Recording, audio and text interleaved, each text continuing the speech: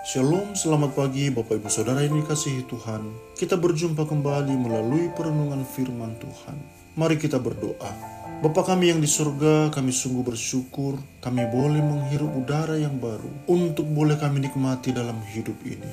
Kami juga mengucap syukur atas pemeliharaan Tuhan di sepanjang malam yang telah kami lalui. Saat ini kami mau belajar satu bagian firman Tuhan.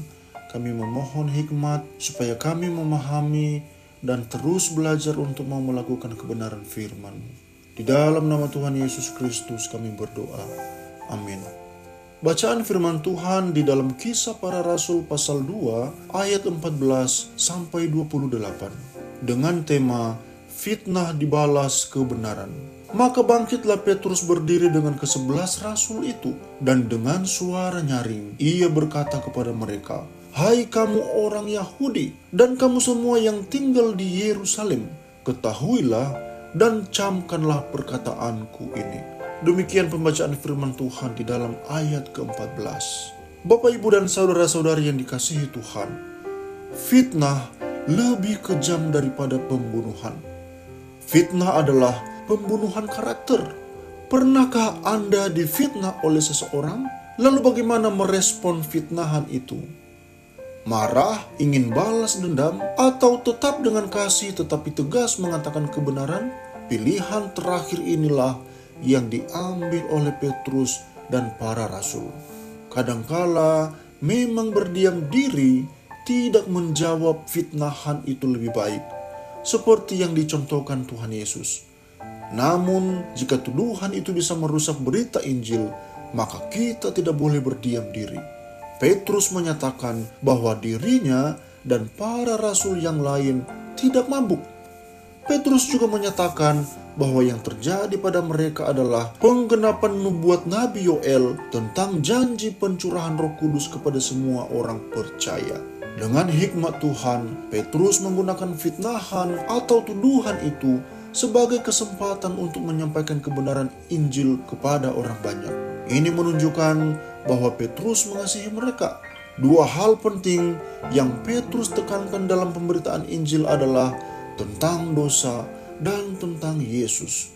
Petrus membeberkan dosa-dosa yang telah mereka perbuat, yaitu menyalibkan dan membunuh yang tidak bersalah. Orang banyak itu pasti merasa bersalah terhadap fakta yang disampaikan Petrus. Namun Petrus tidak membiarkan mereka terus hidup dalam rasa bersalah. Petrus menyampaikan kabar baik kepada mereka bahwa jika mereka mau bertobat, yaitu berseru kepada nama Yesus, maka mereka akan diselamatkan. Petrus lalu menjelaskan tentang siapa Tuhan Yesus. Yesus yang dimaksudkan Petrus adalah Yesus dari Nazaret, bukan Yesus yang lain. Yesus yang mati, tetapi kemudian bangkit mengalahkan kuasa maut seperti yang telah dinubuatkan oleh Daud. Bapak, Ibu, dan saudara-saudari yang dikasihi Tuhan, fitnah dapat menjadi kesempatan bagi kita untuk mengatakan kebenaran, sekaligus untuk berbagi kebenaran Injil. Yang penting adalah kita memiliki sikap hati untuk mengasihi orang berdosa dan kerinduan untuk memenangkan jiwa mereka. Mari kita berdoa. Terima kasih ya Tuhan untuk kebenaran firman Tuhan pagi hari ini. Meteraikanlah firman-Mu ini agar terus bertumbuh dan berakar dalam kehidupan kami, sehingga mampu menghasilkan buah-buah yang baik. Dan kerinduan kami adalah kami berani bersaksi tentang Engkau, terkhusus di dalam kami menjalani seluruh kegiatan di sepanjang hari ini. Kami memohon pimpinan dan kuasa daripada Tuhan, sehingga hidup kami terus mampu menjadi berkat bagi sesama kami. Melalui pikiran, tutur kata, dan sikap hidup kami sungguh-sungguh mampu mencerminkan Tuhan Yesus Kristus itu sendiri. Inilah doa kami. Di dalam nama-Mu kami berdoa. Haleluya. Amin.